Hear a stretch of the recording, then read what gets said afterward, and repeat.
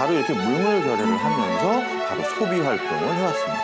사실 예전에는 돈의 형태가 굉장히 다양했어요. 더 큰 돈이죠. 이 바위가 물건을 사거나 매매를 할 때 지불하는 바로 돈입니다. 자, 얼마 전에 전 세계에서 새로운 지불 방법이 나와서 깜짝 놀라긴 적이 있어요.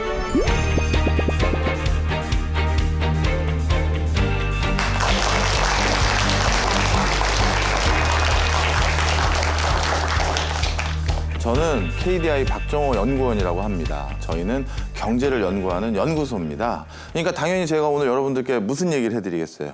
그렇죠. 오늘은 그 첫 시간으로 경제에 대해서 무엇부터 얘기하면 좋을까 하다가 여러분들이 항상 주머니에 가지고 다니는 경제적인 물건들 뭔지 아시죠? 바로 돈에 대해서 먼저 얘기해 볼까 합니다. 초창기 인류는 그렇게 돈을 직접 만들어 사용하지 않았었습니다. 어떻게 활용해 왔느냐? 바로 직접 물물교래를 한 거예요.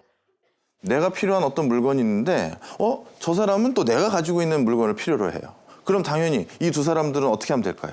서로 가지고 있는 물건을 바꾸면 되겠죠? 바로 이렇게 물물교래를 하면서 바로 소비 활동을 해왔습니다. 근데 그러다 보니까 엄청나게 불편한 점이 있겠죠. 뭡니까?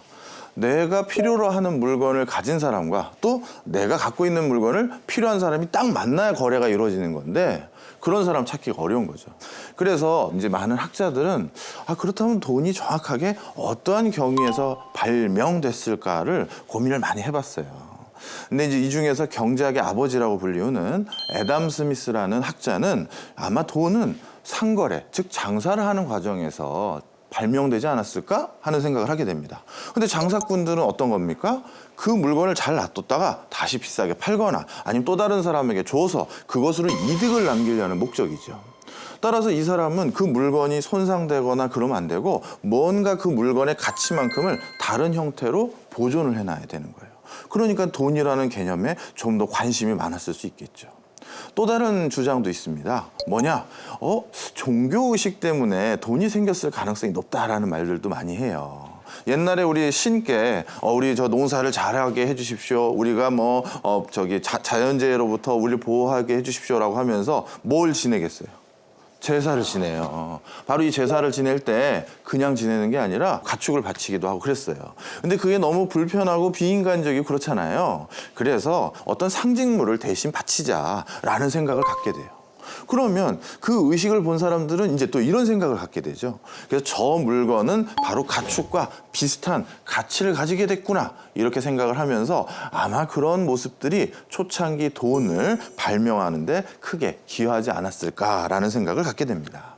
사실 예전에는 돈의 형태가 굉장히 다양했어요. 어떤 데서는 소금을 돈으로 거래를 하기도 하고 또 아프리카에서는 송아지가 우리 화폐로 쓰였어요. 그런데 여러분들 잘 생각해 보세요. 송아지를 화폐로 사용한다? 굉장히 불편함이 많겠죠. 어떤 게 특히 불편할 것 같습니까? 정확하시네. 맞아요. 가지고 다니기도 힘들고 또 갑자기 송아지가 병들었다고 생각하세요. 해보세요. 그러면 내가 가지고 있는 재산적 가치가 줄어드는 게 되겠죠. 그리고 조개 껍데기 같은 경우는 주머니에 넣고 다니다가 이게 망가지면 화폐로서의 가치가 또 떨어지게 됩니다. 그래서 사람들은 점점 금속으로 우리가 돈을 만들면 어떨까라는 생각을 하게 돼요. 자, 금속은 언제든지 가지고 다니면서 거래에 쓰기도 편하고 또 잘 망가지지도 않고 또 변질되지도 않아요. 그러니까 재산적 가치를 그대로 유지할 수 있는 굉장히 좋은 도구다. 이런 생각을 갖게 됩니다. 지금 화면에 보이는 게 최초의 금속 화폐라고 불리우는 건데요. 이 기원전 7세기에 리디아에서 만들어진 동전입니다. 근데 이거 가만히 모양을 보면 지금 우리가 사용하는 동전의 형태와 어떻습니까? 사실 지금과 크게 다를 게 없죠. 바로 오늘날 우리가 사용하는 동전도 초창기 동전의 모습, 돈의 형태와 굉장히 유사합니다. 자, 그런데 여러분들 요즘 실제 뭔가 마트에서 또는 편의점에서 물건을 살 때 동전을 이용하기도 하지만 이제 좀 다른 것들을 이용하면서 물건을 사는 것들 경험해 보셨을 거예요. 그죠? 신용이라는 개념이 이제 굉장히 거래에 있어서 중요한 요소가 됐다라고 생각하면 될 것 같아요. 사실 신용을 적극적으로 활용하는 모습들은요, 불과 얼마 전까지 약간 원시적인 문명 형태를 그대로 보존하고 있었던 터평양 위에 있는 얍섬이라는 데서도 아주 원시적인 거래 형태지만 그 과정에서 신용을 활용하는 거래를 하고 있었던 모습을 우리 경제학자들이 목격한 적이 있어요. 그들이 사용했던 돈이 바로 저겁니다. 어때요? 사람보다 더 큰 돈이죠. 이 바위가 물건을 사거나 매매를 할 때 지불하는 바로 돈입니다. 쉽게 아주 심하게 말하면 동전이에요. 네. 들고 다닐 수 없겠죠. 당연히 그냥 저기다 둘 수밖에 없잖아요. 자, 그러면 얘네들은 도대체 들고 다닐 수도 없고 어떻게 뭐 움직일 수도 없고 이 어마어마하게 큰 바위들을 가지고 어떻게 거래를 했느냐? 바로 이 얍섬은 신용을 활용했어요. 뭐냐 하면요, 제가 여기 앞에 앉아있는 이 친구와 무엇인가를 거래를 했다고 쳐볼게요. 그러면서 그럼 대금을 지불해야 되잖아요. 그럴 때 야, 내가 상중턱에 저 바위가 내 동전이야. 이제 네 거다 하면 그래? 그러면서 거래가 끝난 거예요. 그러면 어떤 게 이제 성립돼야 되느냐? 그 뒤부터 나는 이제 저 동전은 제 거예요. 그리고 이 친구는 이제 그 동전은 제 거예요. 라는 걸 그 마을 주민들, 섬 주민들이 모두 믿을 수 있고 신뢰를 구축해서 그렇게 됐구나 라고 인정해야지만 이러한 거래가 원활하게 일어날 수 있겠죠. 어떻게 보면 여러분들은 좀 이해가 안 갈 수도 있지만 지금 중앙은행들이 거래를 하는 지금의 모습을 얍섬 주민들은 미리 활용을 하고 있었던 거예요. 자, 이게 무슨 말인지 이제 하나하나 설명을 드려보겠습니다. 우리나라 중앙은행 어디예요? 한국은행. 맞아요. 미국의 한국은행이다 이렇게 생각하시면 됩니다. 근데 이제 미국의 한국은행 같은 이런 곳에는요, 지하에 어마어마한 금괴가 있어요. 예. 그럼 그 금괴는 거기 놔두고 뭐 하는 거냐? 바로 어떤 국가 간의 교역이라든가 큰 기업 간의 교역의 결과로 대금을 결제하거나 아니면 지불수단으로 그 금괴를 사용하기도 해요. 그런데 실제 여러분 그 금괴를 옮기고 다시 갖다 받고 갖다 주고 하면 얼마나 위험한 일이고 얼마나 많은 돈이 들고 얼마나 불필요한 일이겠어요. 그래서 어떻게 하느냐?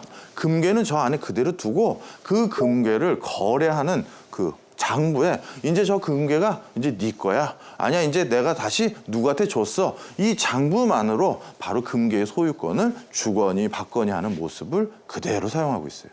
그러니까 우리 얍섬 주민들의 그 아까 거래 행태, 이게 그 뭐 원시적이거나 미개하거나 그렇게 볼 게 아니죠. 지금 우리가 많은 거래를 할 때도 이 얍섬 주민들의 그런 거래 행태를 그대로 활용하고 있다는 걸 아마 여러분들이 이제 쉽게 아셨을 겁니다. 그렇다면 최근에는 어떠한 신종 지불 수단이 있을지 한번 떠올려 보죠. 자, 얼마 전에 전 세계에서 새로운 지불 방법이 나와서 깜짝 놀라게 한 적이 있어요. 뭡니까? 이제 뭐만 있어도 지불하는 거예요. 그렇죠. 어이구, 다 하시네. 맞습니다. 즉 스마트폰만 딱 갖다 대면 그냥 저절로 결제가 돼버리는 세상이 온 거예요. 더 심한 미래는 어떻게도 보기도 하냐면요, 바로 사진에 나온 것처럼 내가 지나갈 때 내 안구를 바탕으로 내가 누군지 확인하고 내 신용 정보가 어떤지 확인해서 그걸로 저절로 지불하는 경우도 생기죠. 그러니까 이제 이런 불상사마저도 없어지는 거예요. 스마트폰을 놔두고 왔는데 이거 어떻게 지불할까요? 이런 문제도 안 생기는 거죠.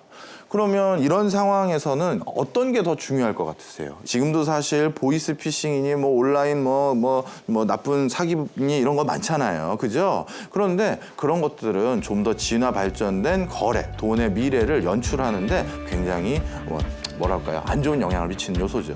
자, 그럼 여러분들이 이제 미래 사회를 살 때 가장 중요시해야 될 덕목이 뭐다? 신용입니다. 그래서 여러분들은 이제 신용이 곧 돈이다 이렇게 생각해 주셨으면 감사하겠습니다. 자, 오늘 첫 시간 감사합니다.